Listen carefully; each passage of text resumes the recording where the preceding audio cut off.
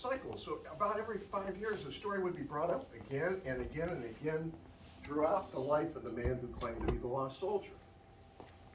And finally, about 1920, right a year before he died, these stories start disappearing. And it kind of gets lost in history. Well, a couple of years ago, I give talks on historical subjects. And I'd done one on Mercer County in the Civil War. I got it done, and I started thinking, well, heck, I actually live in Van Wert County. I ought to research Van Wert County in the Civil War. So I started on that paper and started going back through the different sources of newspapers and online and local histories. And I was reading Gillian's 1906 History of Van Wert County, and there's about 3/4 of a page in there about the story of the lost soldier in Chickamauga. And that kind of caught my attention, so I finished the Van Wert County paper and came back to this. And again, I started going for the different sources, the new contemporary newspapers, the newspapers from 1887, what I could find online, local histories. But I realized reading about the story that it had a lot to do with the pension office in Washington, D.C. Because he applies for a pension, and that really gets a lot of people fired up when he does. So I go down there to get it, to check out his file. And show up at the National Archives, and I go in and say, I'd like to see this man's file. And all at once, they start, just to put it in a context, the normal file is about 100 pages long. They start bringing out folder after folder after folder. There are 9 folders, each over 200 pages long. Wow. There are people from the employees of the National Archives are coming out looking at it and pointing at it and everything. They've never seen anything like it. And all at once I find out it's the biggest file they ever had down there, and it's out of the Civil War files of the National Archives. It is the biggest they've found so far. And that is out of 2 million files. Wow. 2 million files. This is the biggest. So, well, I haven't taken the National Archives. Okay, so I go down there. I went down in 2019. Okay. The next year, they write it up. They write it up in their blog, and they write it up for the National Archives magazine. And they say, when they say about who brought this to their attention, this is what they say. A member of the public. Member of the public. Well, thank you guys. Thank you very much. So I guess a little bit of my ego there or whatever. But let's look at the lost soldier and his story. In 1836, a man named Robert Thompson moved to Van Wert County from Ashland County. He was well, he moved to the frontier. I mean, in 1836, this is just the time Van Wert County is being organized. It is, you know, it's pretty much on the frontier. So he moves out here, and he locates in Pleasant Township at what is today the corner of Augustin and Dull Robinson Road, down the southwest corner of Pleasant Township. He gets 160 acres there. It's 160 acres on the northeast corner where those roads meet. He marries a woman named Lydia Hattery, who is from a wealthy, or not wealthy, but prosperous, large family of farmers in the area. They have a son, Hugh. Very soon after that, they leave the spot and they move to Indiana. But obviously they didn't like it in Indiana. And so they moved back to Van Wert County, to Pleasant Township, but they located at a different spot in the county. Where Liberty Union Road meets 224. They are there on the northwest corner, going back about 2/3 of the way to where the tile factory road is. They're located there, and to the best that I could figure it, this is back here is Maddox Creek. The best I could figure it, their cabin was right there. So Now, when you're living here, then it is a fight. This place is either covered with forest or covered with swamp. And he has a lifetime fight trying to clear off his land. It doesn't happen in months, it doesn't happen in years, it is a matter of decades trying to clear the land. It is a major project for him and his family. His oldest son, Hugh.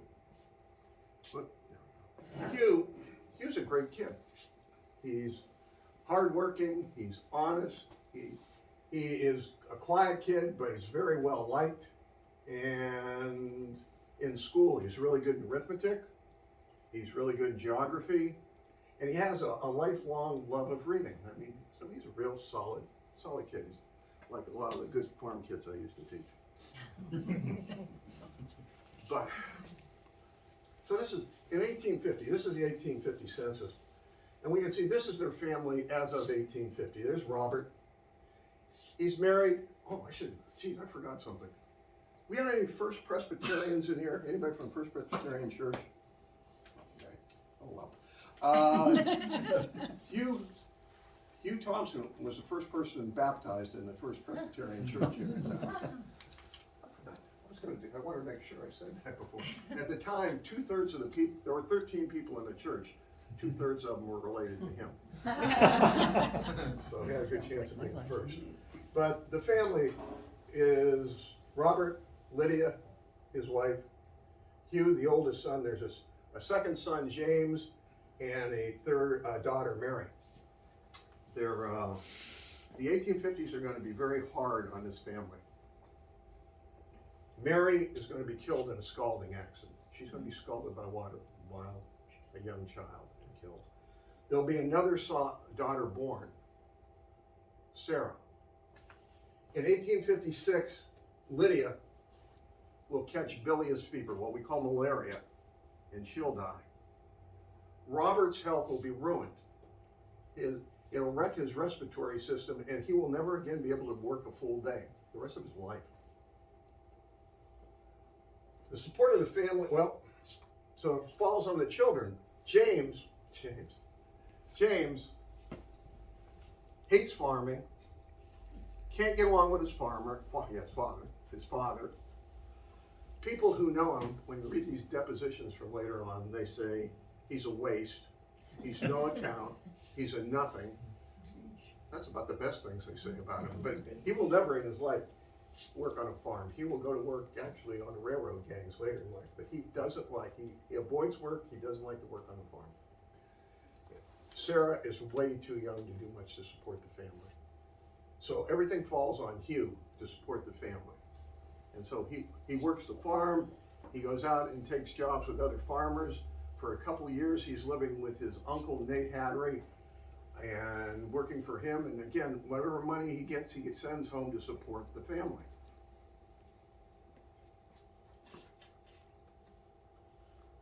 On the eve of the Civil War, this is Hugh Thompson on the eve of the Civil War, 19 years old.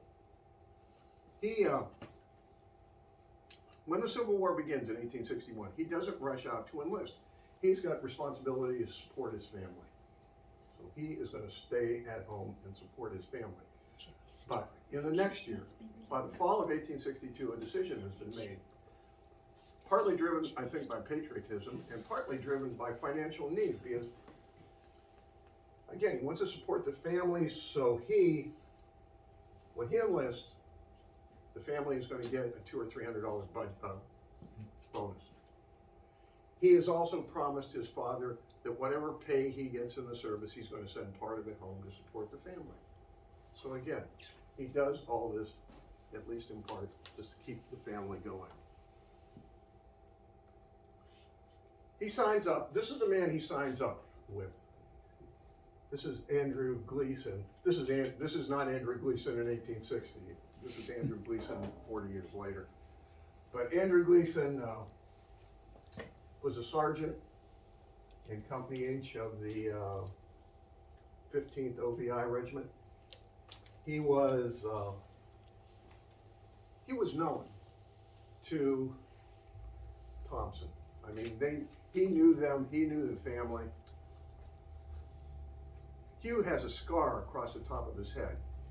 He's got that scar because Andrew Gleason's nephew hit him on the head with a stick playing in school. Yeah. But Andrew was a friend of the family before, and throughout the family's time in town, he will be helping them. He doesn't just enlist this kid and get it for war and forget him. He supports that family for decades after this. Now, so in late September 1862, Hugh enlists. The first time, in 1854, 8 years before this, he rode into town when the first railroad line came to town. That's when the railroad first showed up in Van Wert, 1854. He and his buddies ride into town to see it. It's 8 years later, 1862. He rides into town with his stepmother, his father's remarried, and his stepmother's sister to catch the train. That'll be the first time he's ridden a train in his life. He's never been anywhere. Train line's been in town for 8 years. He's never ridden it before. But he and 13 other local men who have enlisted go off with Gleason. And where they go, and what we get with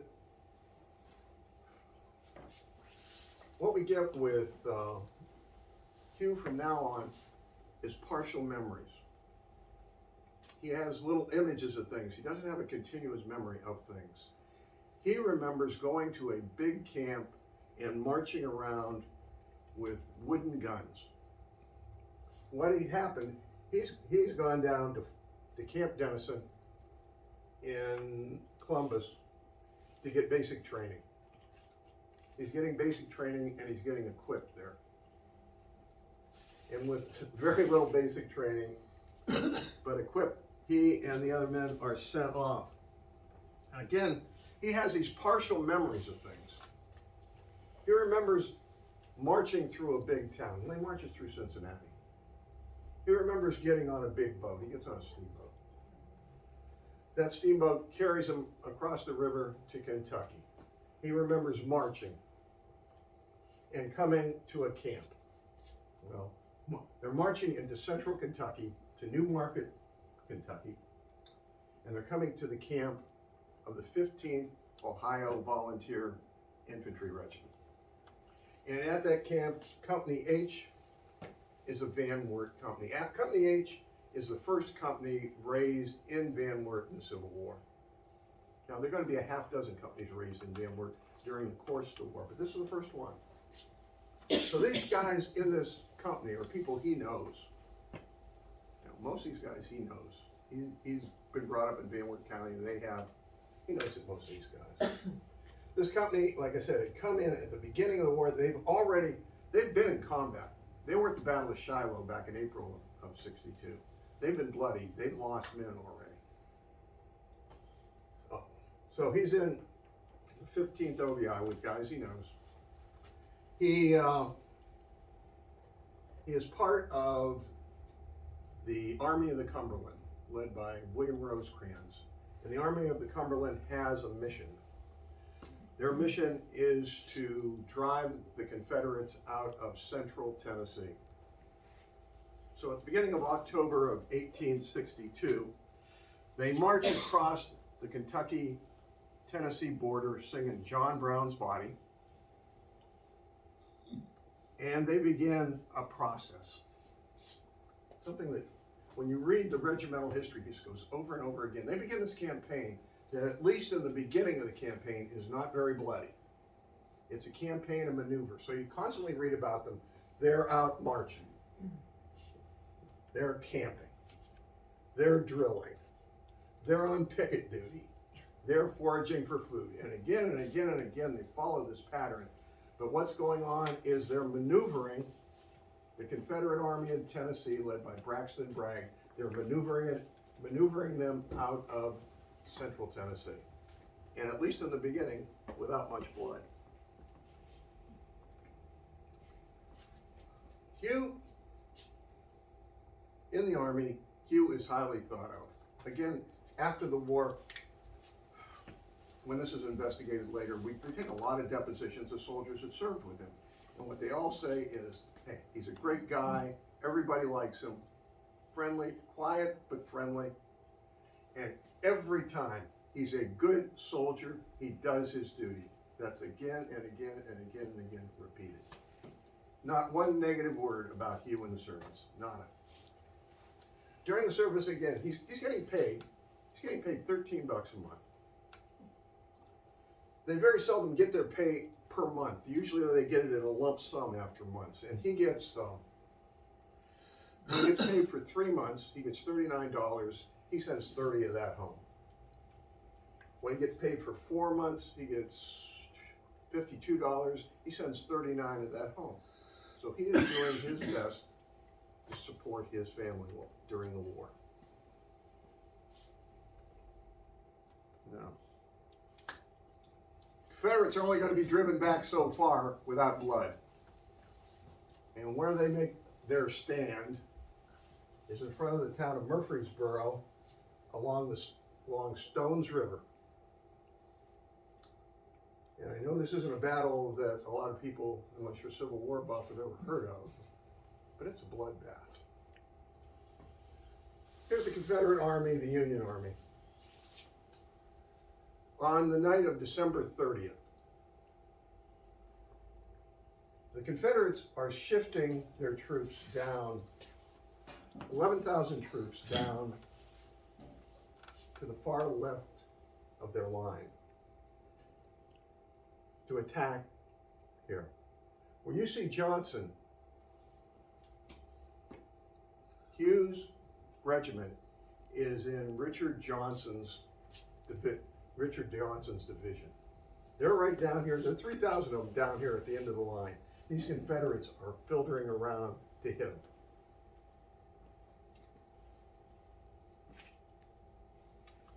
Hugh will remember this battle as the battle. He doesn't remember the Battle of Stones River. He remembers it as the battle on flat land, or the fight on flat land. And what happens? The Union troops hear these Confederates moving during the night, so they go on alert. But in the morning, Hugh's brigade commander sends out scouts, and I don't know what inept guys these were, but they couldn't find the Confederates. They come back and tell the brigade commander that, and he takes these men off alert. And all at once, they're stacking their guns, and they're sitting down for breakfast. Hugh remembers sitting down to drink a cup of coffee. And all at once, these 3,000 guys are hit by a charge from 11,000 Confederates. They're driven back. They're driven, this is a model of the wall they're driven against. Their regiment is driven right back against it. It looks like they're going to be exterminated. And actually what happens is they break apart to get around it.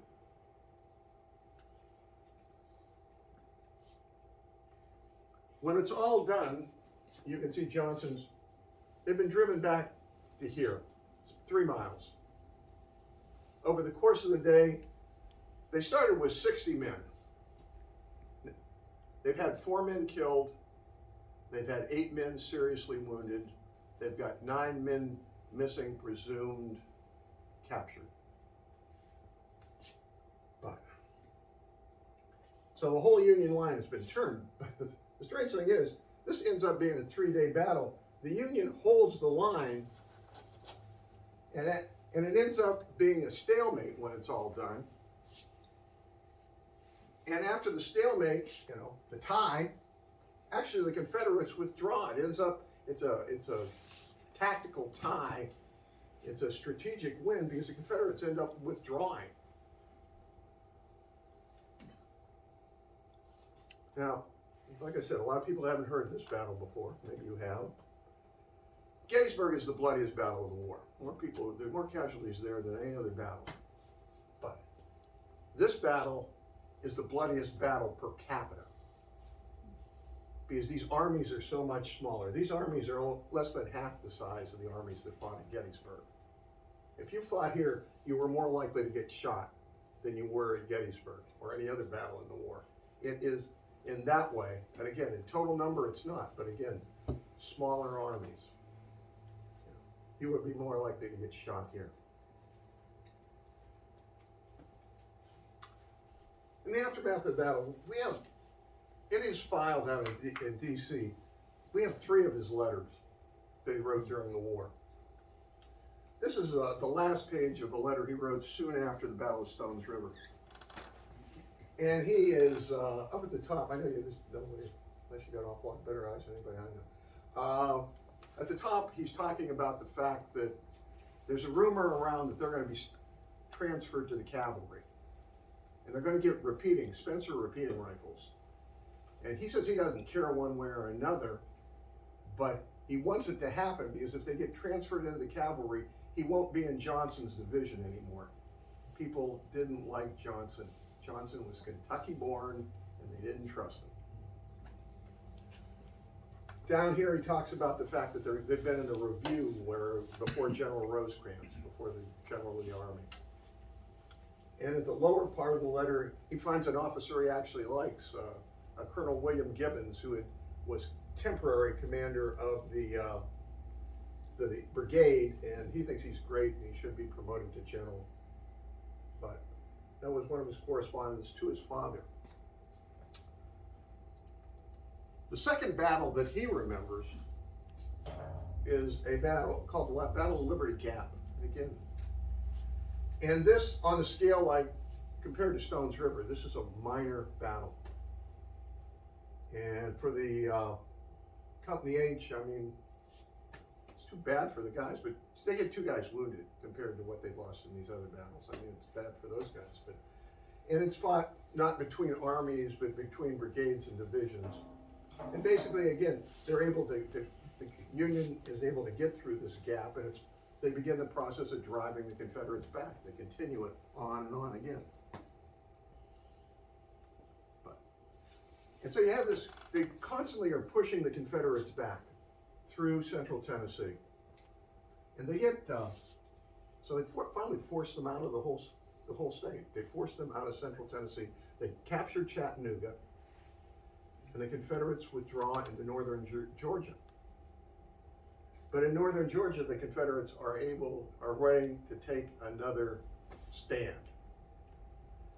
And this is the battle, what he calls the battle between the trees, what other people call the Battle of Chickamauga.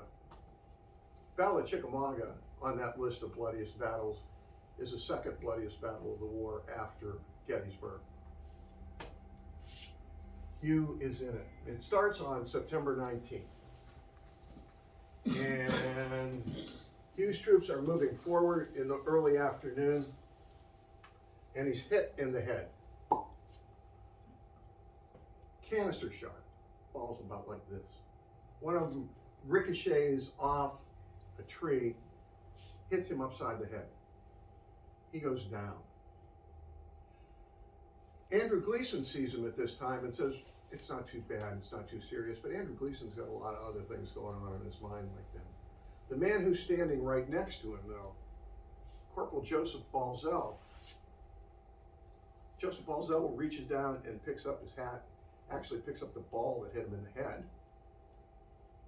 And Balzell can tell he's not just a little dazed. Balzell describes him as walking around like he's a blind bull. He's out of it. But he stays on the line. And in the late afternoon into the evening, again, the Union troops charge forward, and they're met by an even stronger Confederate force. And all at once, Hugh is surrounded. I mean, the Confederates envelope him. They're all around him. And what happens next? Well, this is Hugh's drawing. Well, on the far one there, on your left, I guess. That's Hugh's drawing of the head wound he got. That's how he described it. I guess that'd be on this side. But this is from a examination many years later. This is where he got his head wound was. But while he's surrounded by these Confederates, he's also shot down in the shin. And then he's bayoneted. He's bayoneted. It goes through his lip and knocks out 2 of his teeth. The Confederates have him surrounded, and he just says, there are men all around me, and they take his gun away from him. I imagine he's not in much condition at that time to resist anything. The next thing that he remembers is being in a large building with a bunch of beds. It's kind of interesting because he refused, they say, is it a hospital? And he refuses to call it. For some reason, he'll refuse to call, no, it's not a hospital. But I guess it's a hospital. But it was covered with beds. There were bodies, not bodies, but wounded men laying on the floor. He's there. His head is bandaged. His mouth is so sore that he can't eat. And his leg is up and wrapped. His leg has swollen to the size of his waist. Now, he talks about the doctors and nurses there. He remembers them. He says, the doctors and nurses treated me well. They must have, because back then, what was the normal thing they did with a man with a leg infected like that? Cut it off, amputated, you know. He goes through life with 2 legs, you know. They saved his leg. The next thing he remembers, again, he has these partial memories. He doesn't have any solid memory of anything. The next thing he remembers is walking down a road with men standing on each side of him. And he says he doesn't know whether those men are there to help him or to guard him. Probably both. I imagine they're probably helping him along because he can't quite walk on his own to guard him. And he says they're walking along. He can hear, it's dark. He can hear railroad cars going by off in the distance. They march up, walk up, to a small wooden building. And next to that wooden building is a high plank fence. And in that plank fence is a small gate.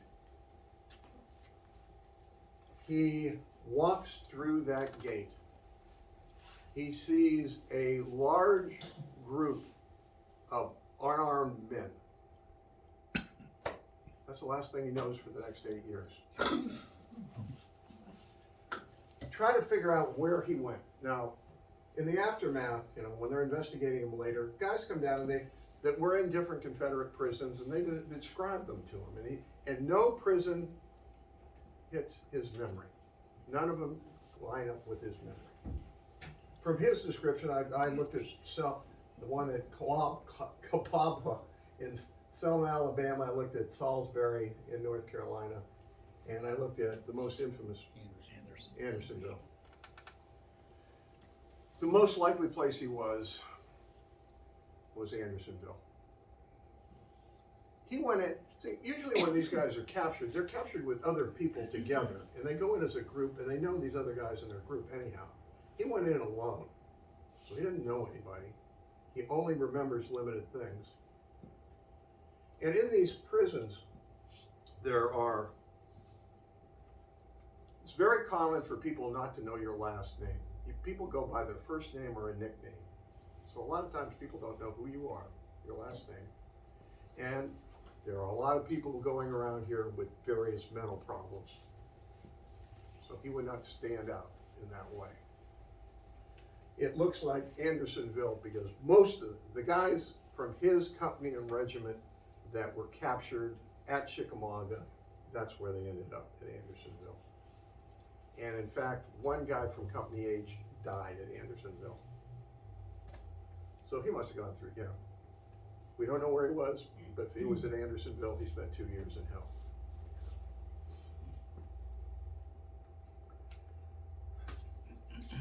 It's 1871. It's Northwest Illinois.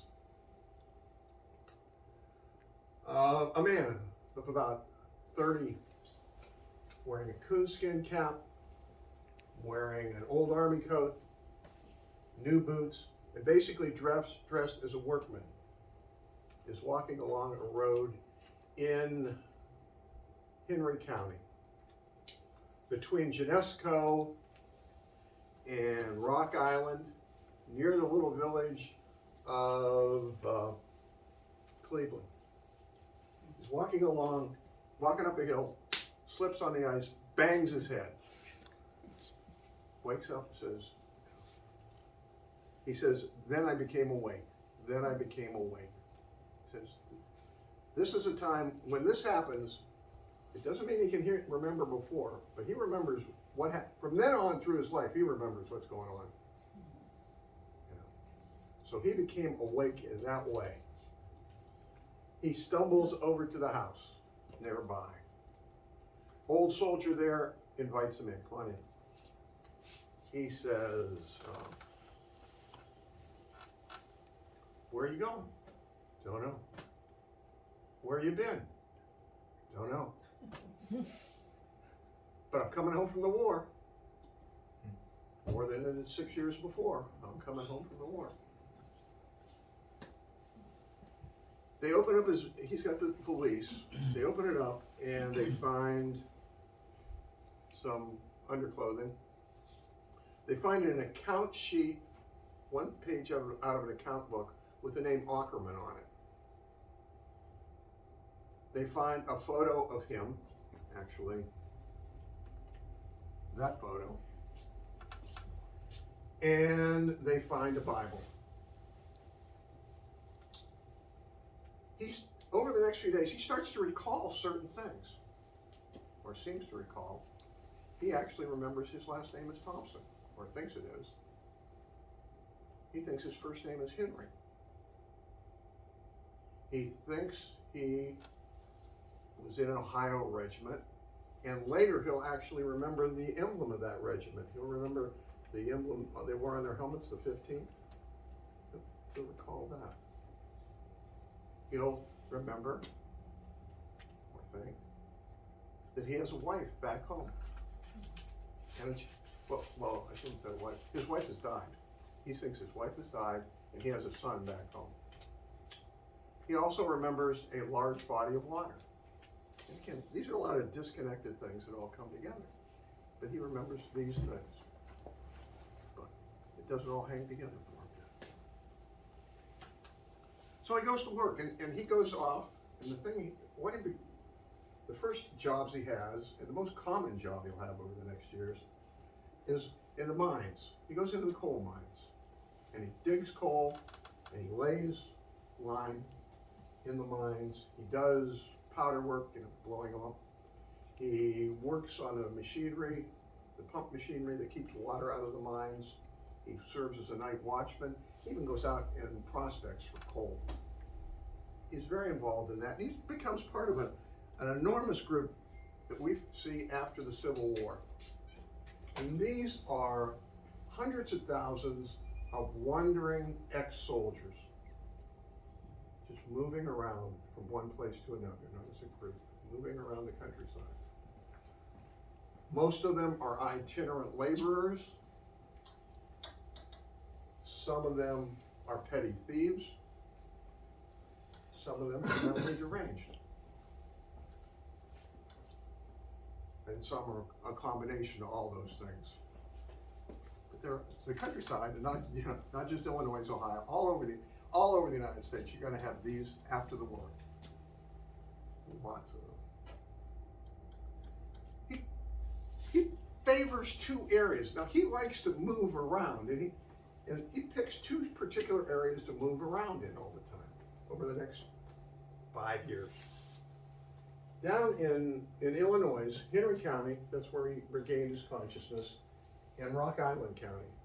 And he's moving between these often. And then he goes up in Wisconsin, and he moves between these, Juneau County and Monroe County. And, and we're talking, when he's moving around, he's going to towns that would be comparative today, to Wren and Convoy and Rockford and Wilshire and those kind of places like that. There's none of the times where he's actually talking about living in a big city or anything. He's always in these small towns, in these pretty much rural counties. They're always on the move. And again, when I talk about itinerant workers, yeah, he likes to work, he doesn't like to, but he often works in the mines. But he does all kinds of other things. He works in a lime kiln. He helps build dams. He works in a pickle factory. He goes up into Minnesota and does lumbering up there. He goes over into Iowa and works on a harvest there. And then he works in a carriage factory. I mean, he's got all the, he's doing all kinds of different jobs. When we say itinerant worker, he fills the bill. But during this time, again and again, people are picking on him. He's considered slow. He has spells that can be set off by loud noises, by extreme heat. Thunder will set it off. These things will send him into, intense pain, make him act kind of deranged. People say again and again that he's honest, that he's hardworking when he can work, but he's picked on, and he's cheated. And one particular incident goes to an extreme. He's in Kendall, Wisconsin, and he's working in a coal mine near there. And he's in there and he's doing powder work. He's gonna send off a black powder explosion. This little punk kid, 12 years old, little jerk, comes in, and every time he's trying to set this explosion, bugging him, bothering him. He sends the kid out. Kid comes back. Send the kid out. Again and again and again. And finally he gets fed up and he kicks a kid in the butt, tells him, get out of here. And the little brat goes home and whines to his dad. And his dad gets his older brother. His older brother's 21. Now by this time, Henry's in his early 30s. He gets his younger brother about 21, and his brother gets two of his buddies. And the three of them jump Henry. And Henry's a good enough fighter that he can take care of one guy. He can throw one guy off, but finally they take him down and they stomp him. And they stomp his head and face. He loses 80% of his hearing in his left ear. And one of the things I believe, it's never said, but he does not look the same anymore. He has a lot rougher, when you look at him later, he's got a lot rougher physical appearance. And this is going to come up later, and I probably mention it then too, but I think that's one reason people have problems identifying him. I think there is a change in his physical appearance after this stomping.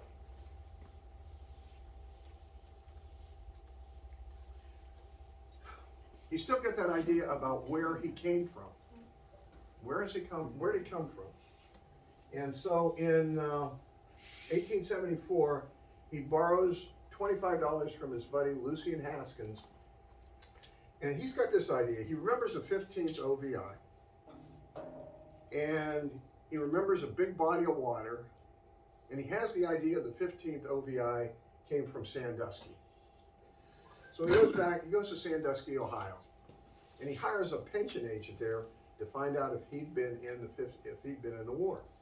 And this pension agent kind of rips him off, but he says, no, you weren't in the war. There's no Henry Thompson in the 15th OVI. And he wanders through Sandusky and the counties around Sandusky area and the other counties up there, and he doesn't recognize anything. And he doesn't recognize anybody. And the people there make fun of him, and they say he's a liar and a fraud. But he started with the wrong premise, though, because the 15th OVI had absolutely nothing to do with Sandusky. There was one company from Van Wert, there was one company from Auglaize County, companies from Wyandotte County and Crawford County, Belmont County, Monroe County, or Morrow County, but nothing up here. So he went, nothing there. Now, during his time in Wisconsin and in Illinois, he has relationships with women. And he will marry 3 times. His first wife is Ella Haskins, who was the sister of the guy I mentioned a little bit ago, Lucian Haskins. He marries Ella Haskins in July 4th, 1872. She's dead 4 months later. The next year, he marries a woman named Lizzie Scheibel. Now, the women he is marrying, he's just turned 30 or in his early 30s. They're usually 19, 20, 21. So he's usually about 10 years older than these women. But he marries a woman named Lizzie Scheibel. Lizzie turns out to be a wild child, and they are, a few months after the marriage, she abandons him, takes off, goes. He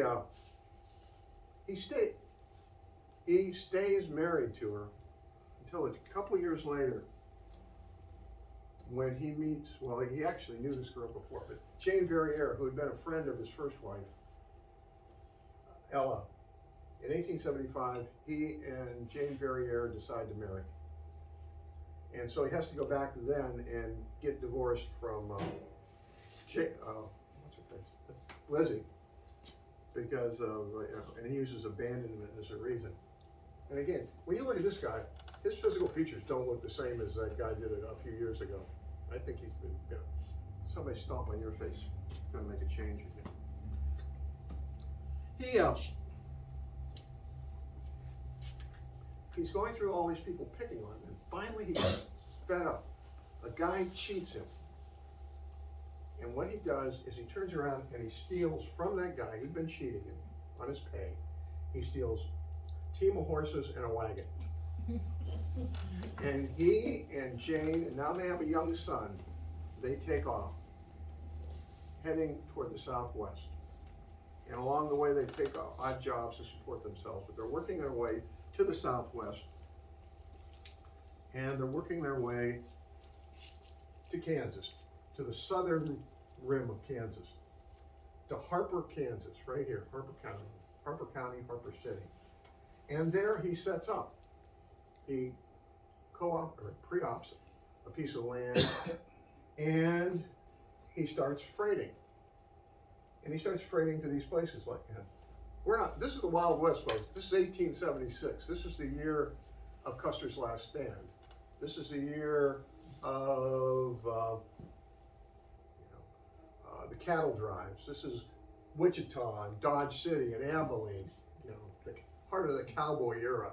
And he's freighting from Harper to Wichita to Ford County is where Dodge is, but he's freighting to those places.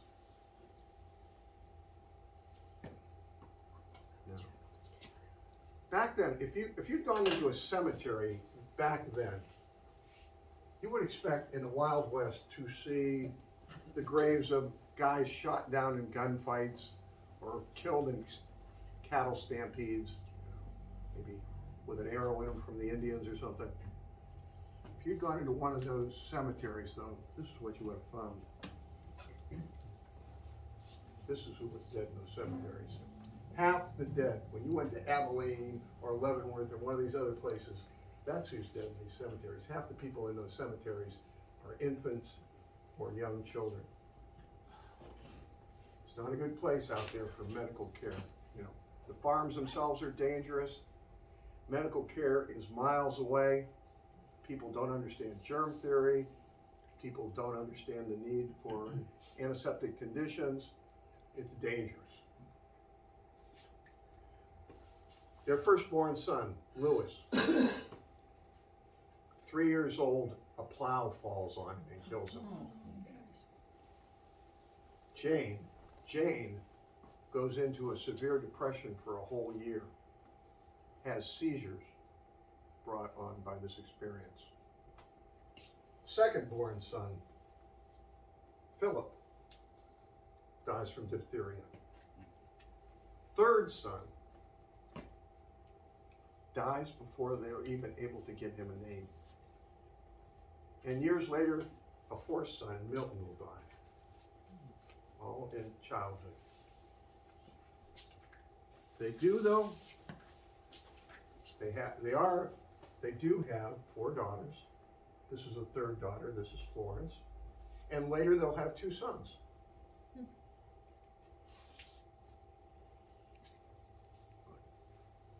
tragedy. And they have their problems still. With his freighting business. Remember, this guy has got a mental condition, all these problems.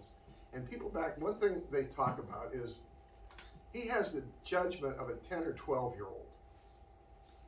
He makes money, he can't handle money. He loses it, spends it frivolously. He has his team. He's hardworking.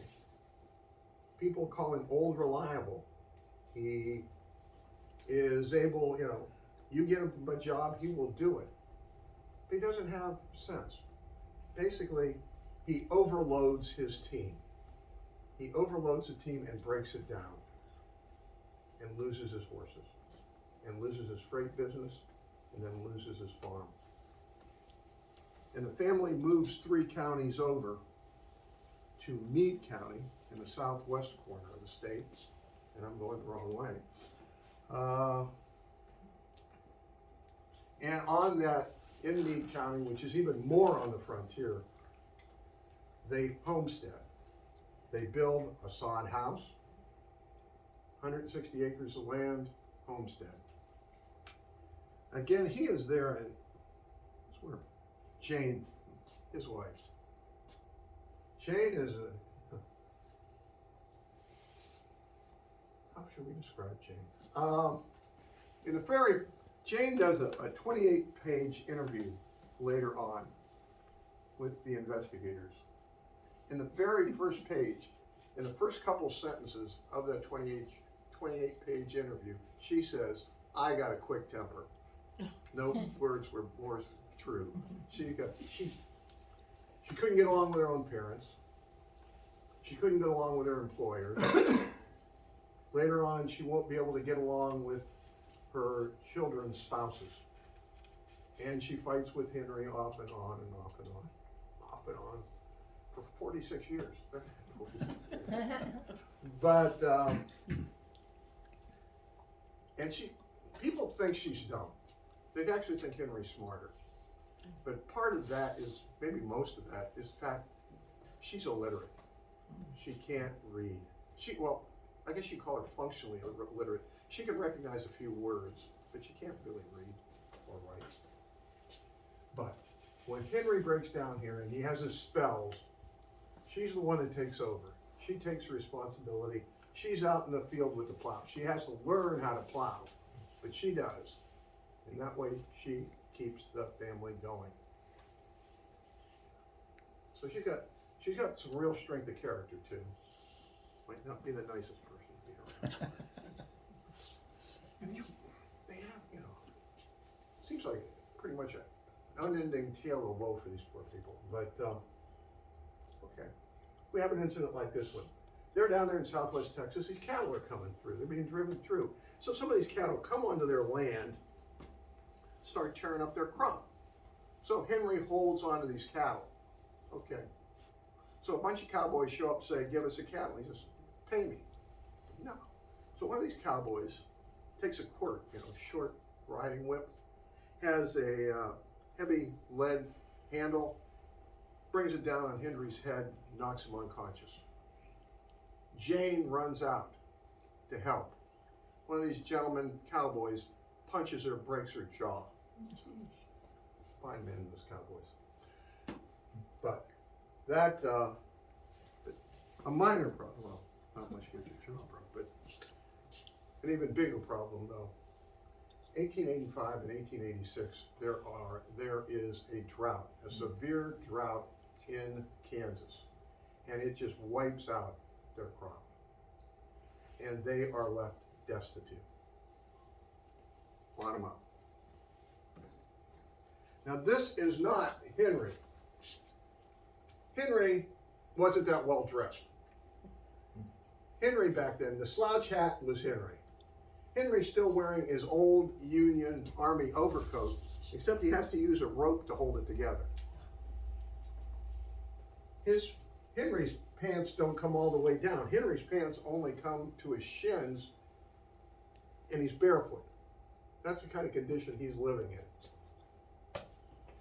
his kids are wearing grain sacks, flour sacks, this clothing. They are getting by on what little charity the county can provide there and what the veterans organizations can provide. So they pretty much bottomed out. Then Henry catches one break in his life in a way. Henry is an inveterate reader. I mentioned this about Hugh before, but read. This guy likes to read. Anything he gets his hands on, he reads. And he likes to read newspapers. And he reads the Toledo Blade. A copy gets a handle of the Toledo Blade and he reads it. There's a column in there where people write in and ask questions. So some guy writes into the Toledo Blade and says, where can a poor man get a break? Where can a poor man get a break in this world? And Henry writes back and says, come to Kansas. Now, I don't know what he had against this guy that he would ever suggest come to Kansas after his experiences. But people read his letter and they pick up on it, and they start writing him. He starts establishing a correspondence.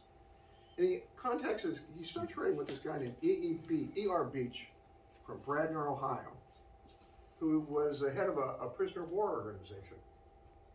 And Henry had written to him about his experience of being, thought he was a soldier and thought he'd been in the war and could remember his name Thompson.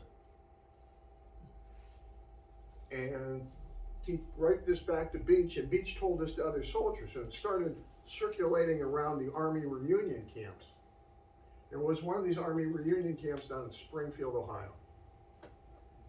And a local newspaper down in Springfield, the Champion City Times, picked up the story and wrote it up. I don't know if you can see this here, but story of the nameless soldier. They wrote it up. And that paper started, papers circulated around back then. One of them ends up in Van Wert.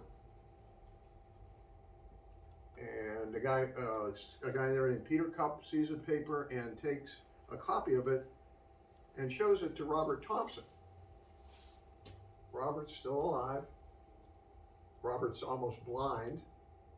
Robert is pretty much a functional alcoholic by this time.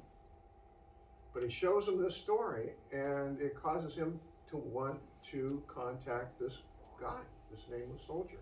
And he begins a correspondence with him. And it leads him, to think, is this my son?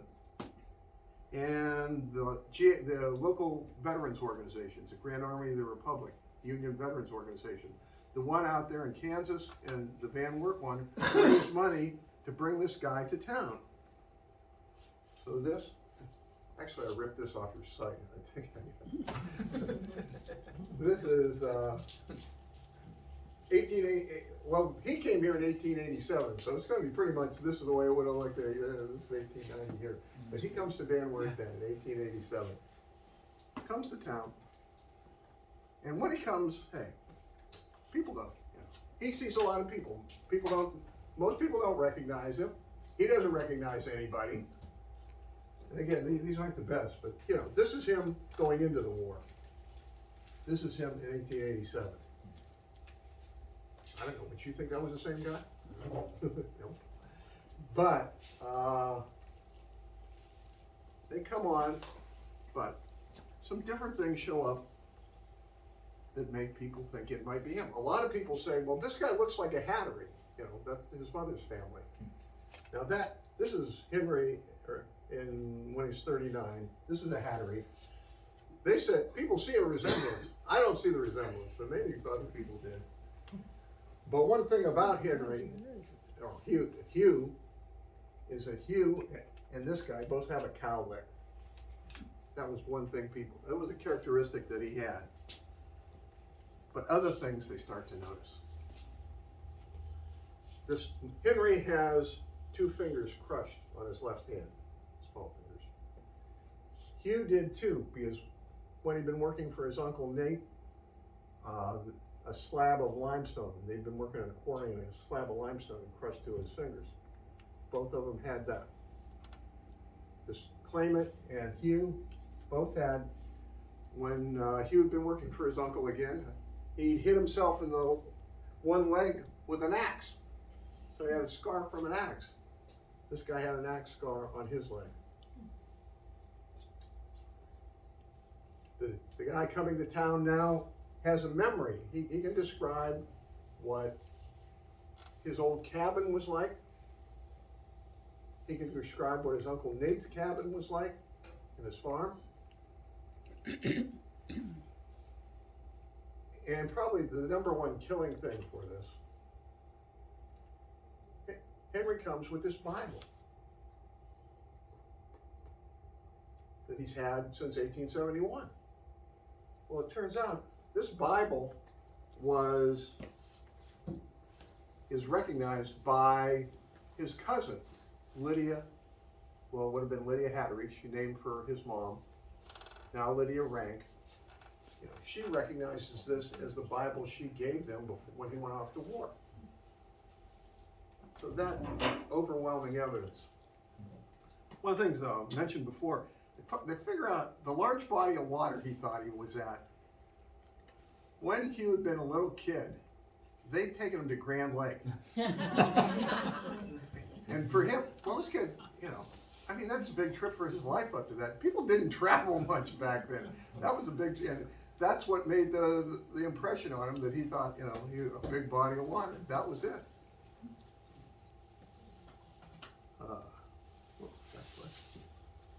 This is him.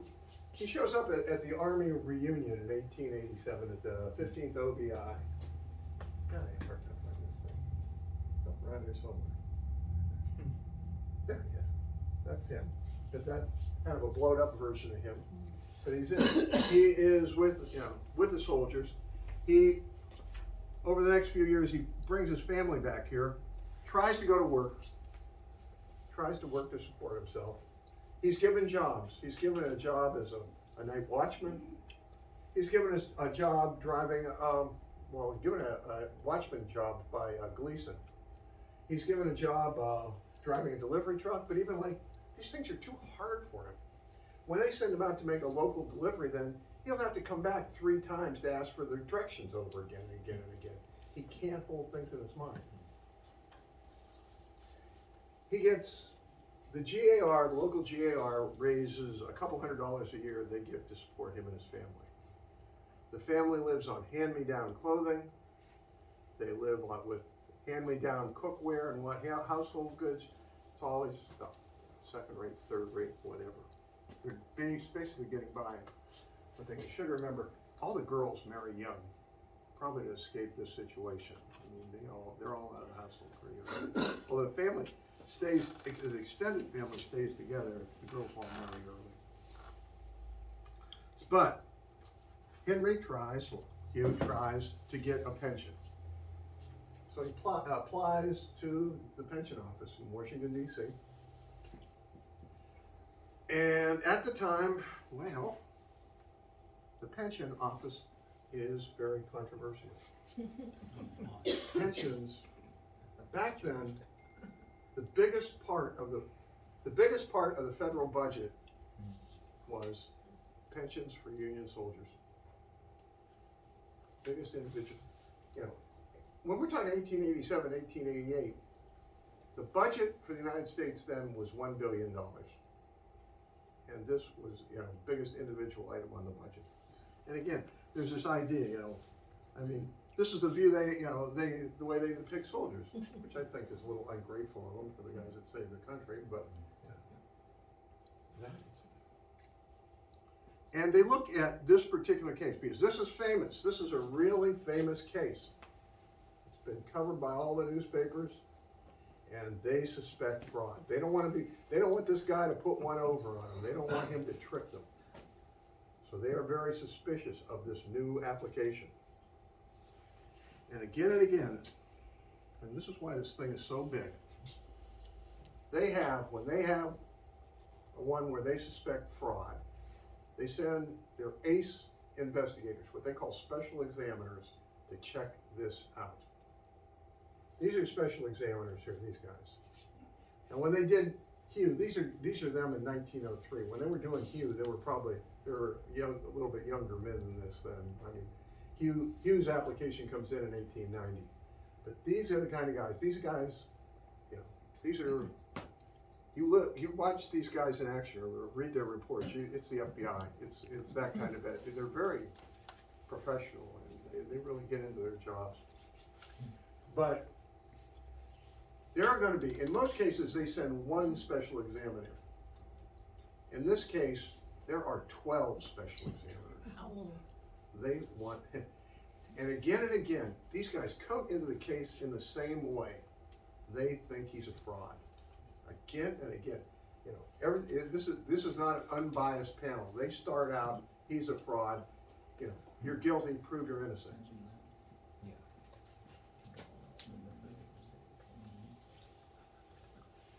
I don't know. Is this pretty light here? Can you guys make this out, or is it too light? When these, again, there are hundreds of depositions. There are hundreds of depositions that they take. There's, again, a reason why it's 2,000 pages long. But when they come into a town to take testimony, you know, they prepare one of these sheets, you know, and they put that as the cover sheet, and they list the people they're going to question in that town. This was in Port Byron over in Illinois when they came in, and they list the people there, these people, and their names, and over here they have an evaluation of their character. They don't say, but I always figured, who would be, in all these little towns, who would be the only federal government employee who would be there? Post office. Postman. That's why I always figured they went to for this. And who would be somebody that would know the people in the town, in these small towns and everything? I figured, you know, they never mention it, but I figured that's who they got to go to. That would be the natural person to go to. But you can see here, and what they say with most people is good. Occasionally there is excellent, sometimes fair. When I went through all these, there were only, out of the hundreds of people listed, this is only the second one I found bad. This woman is Lizzie B. Clark. We'll mention Lizzie in a second.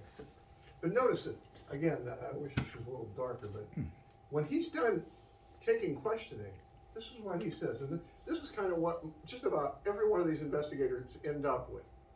We think the claim is meritorious. We think this is Hugh Thompson, but we think it needs further examination. They think he's hiding something. But yes, George Crutchfield, one of the special examiners. But again and again. And there are reasons why. Okay. You got some of these people that showed up that really raised their suspicion. The lady in the back, Lizzie Clark, or what was it? Clark was it? I forgot already. Lizzie Clark. Yeah. Good old Lizzie. See, we've run into Lizzie Clark before. Because Lizzie Clark is Lizzie Scheibel, who became Lizzie Thompson. She is Hughes Henry's second wife, the wild child, you know. And she gives two separate depositions. In her first deposition, she says, he's a great guy. I mean, he has his spells with his head, you know, when he's down, but he's honest. He's nice to me. I would never do anything to hurt Henry. And then she gives a second deposition where she just tears his character up, claims that he's the wild one, and that he has another wife that he's not telling anybody about. And that wife is Mary Henderson. Well, they are able to track this down and find out that Mary Henderson is really Ella Haskins, the first wife, and that she's dead, you know, that she's died, she's not still alive. And he wasn't a bigamist. You have these other guys that show up, though. This is James Brodnix. He says Henry and Hugh are two different people. James Brodnix was in the 15th OVI with Hugh. James Brodnix is a lawyer after the war. He moves out and lives in Harper, Kansas. And in Harper, Kansas, he does legal work for Henry. So he knew Hugh before, and now he knew Henry out in Kansas. James Merrick. James Merrick grew up with Hugh. When they were little kids, they actually shared a bed together. He moves to Kansas, Harper, Kansas, and is a lawyer. He hires Henry to do freighting for him. Both these guys say it's two different people. Again, I think that comes back down to that change in the physical features and change in personalities, truthfully. And also the fact that in both these guys, they say the same thing. They have good character, but they're biased. They are what you would call contrarians. They like to argue. They are that kind of person. The last guy who tries to put a nail in the claimant's coffin is Peter Cupp. Peter Cupp is actually the guy who brought the newspaper to Robert Thompson about the lost soldier. Peter Cupp had been in the 15th ODI with Hugh. He thought Hugh was a good soldier. He also thinks that he also thinks that it's two different people. Peter Cupp was a hero in the war. By himself, he captured 20 Confederate soldiers, all on his own, whole patrol of Confederate soldiers. Guys that served with him in the war say two things about him. He was a brave and good soldier, and he was a complete jerk. Nobody could stand being around him. He was hard to get along with. He's a jerk, you know. So again, and what he does, he brings them a story about Hugh. Okay. When Hugh had been living with his uncle Nate, there had been a housekeeper living there too, Matilda. Supposedly, Hugh and Matilda had a relationship, and a child was born. This is the child that he was talking about before, that he was remembering when he fell down. Well, Matilda didn't die. Matilda's living there. Peter Cupp tells the special examiner about it. They go out and they check it out. And, so they bring the claimant, Henry Hugh, and her together in the same room, and neither one of them recognizes the other. Okay. And so they start showing one thing. She was 24, he was 17. He just turned 17 when it supposedly happened. But they start showing him pictures of the son. Now the kid's 30 years old now at this time. And he says, "Hey, that kid doesn't look like me." He says he looked like that other guy that used to live there. He said, "Does it look like your uncle?" "No, it doesn't look like my uncle." "Does it look like your uncle's brother-in-law?" "No, it doesn't look like him." But there's these two other guys that live there. Then a guy named Andre Tolan and a guy named John Bly, who were because the uncle just had workers like that coming through there, and then bored with them again. So I don't know. He might have had a son there. We're back before DNA testing, folks. I don't know these things. Maury Povich is not there to find out. But he finally gets one special examiner, like the super special examiner, a guy named J.M. Burnett is brought in, and J.M. Burnett goes through follows everything down. Every place he went, he goes. Every possible other lead, he checks. I mean, it's super investigation. And when he is all done, he comes to one conclusion. He says, "You're just some poor, simple farmer. That's it. That's what you are." And he supports the claim after all this. At the time, the one thing, I know an awful lot about Thompson, but one thing I could never figure out, Burnett wants to write a book about his life. Hugh wants him to write the book about his life. There are other authors that want to write a book about his life. He's offered $10,000 to write the book about his life. And it's never done. He wants to do it. These guys want to do it. I don't know why. I mean, this guy's getting by on a few $100s a year, and they're offering him $10,000, and he wants to do it, but it never gets done. And there are parts of his life that are kind of embarrassing, but if you know anything about 19th century biographies, they're pretty good at covering that stuff up, you know. So. But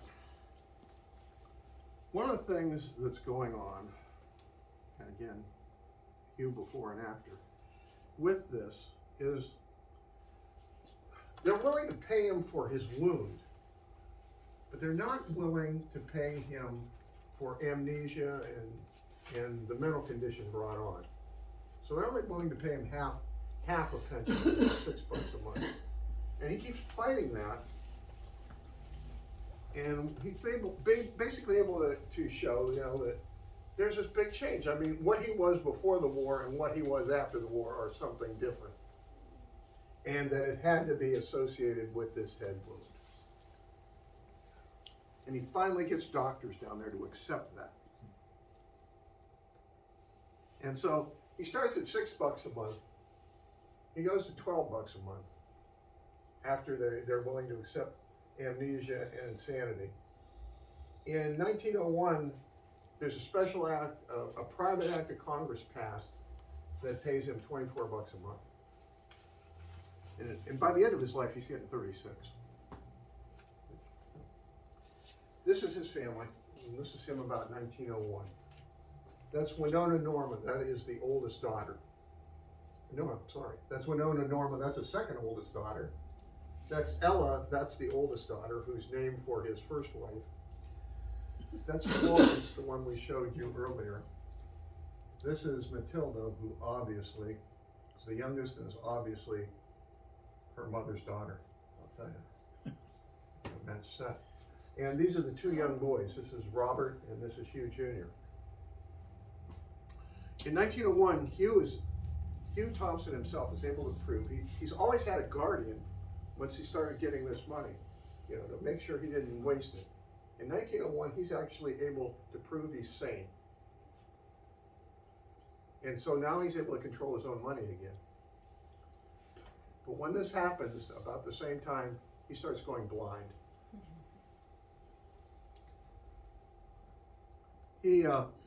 Robert kind of steps up and starts taking care of the family. And they move around. They're in Van Wert for quite a few years. They move to Tennessee for a little while. They end up locating in Mount Pleasant in Michigan. He always has this idea he's going to be able to start farming, but he never does. His youngest, talking about weird stuff in the wars, his youngest son, Hugh, his namesake, when he's 16, he enlists in the army. It's 1910. He goes off to fight in the Moro Rebellion, little known war. Moro Muslim rebels revolting against the U.S. territorial government in Philippines. He's a hero. He gets a medal. He's promoted to sergeant. He serves in China for a while, and then he leaves the army and enlists in the Navy. He works as a naval inspector. In 1919, he's in New York City, and he falls through the open hatchway of a ship and gets killed.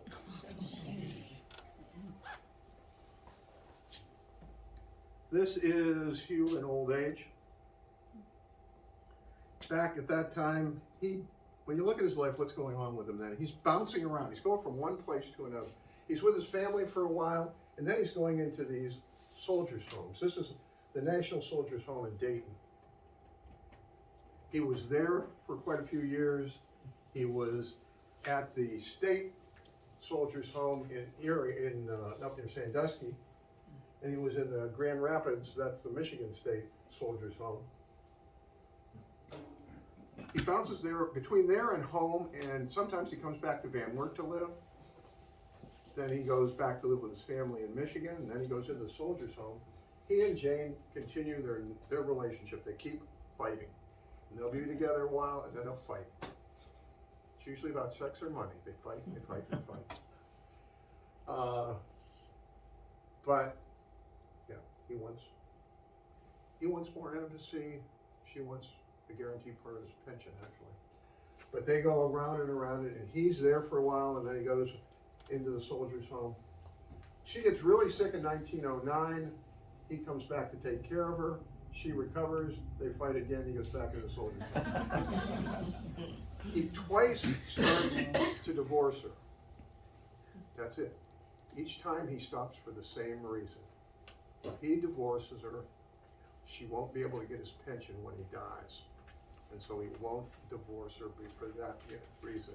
He wants her to get his pension when he dies. And he's older, he figures she'll outlive him. This is showing, his condition in it. It's one of his late physical analysis, but eyes were failing for a number of years. He's had cataracts. He thought it was from a war room, but it was actually cataracts. Kidney trouble, increasing senility. They'd had a question where had he been from 1863 to 1871? Well, 1863 to 1865, he'd been in a prison camp. From 1865 to 1871, they don't know most of it, but Burnett, the last investigator, is able to find that in 1869, at 68 and 69, he was in Port Byron, up in Rock Island County. And in 1867, he was known as Simple Thompson, and he was in Grant County, which is kind of halfway between, Grant County, Wisconsin, which was halfway between the Illinois counties he stayed in and the other Wisconsin counties. But basically, during those times, he'd been an itinerant worker, just like he was beforehand. Except those years he has no memory of. In 1921, he dies. 78. He dies at 78. After he dies, they send another special examiner, and he's there. R.S. McCall is there to determine whether there's a question now whether they were married, whether Hugh and her were married, because there's all these problems. I mean, see, he married her originally as Henry Thompson. Then they had to remarry again with him as Hugh Thompson. And then he twice began those divorce proceedings. So there was, they want to know, were they actually married? So they sent an investigator. And a lot of these investigators are taking depositions. And a lot of them are friends of hers that put old Hugh down, present him as a bad guy. And so the last report in the file, at the very end, the last thing in the stupid file, and written by Mr. McCall, it comes down to the last page, a PS at the bottom of the last page. And it says, I think this guy's a fraud. I think we need to investigate more.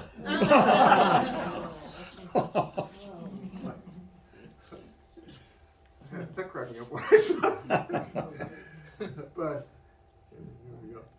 Thank you. Bye. Sorry it was so long.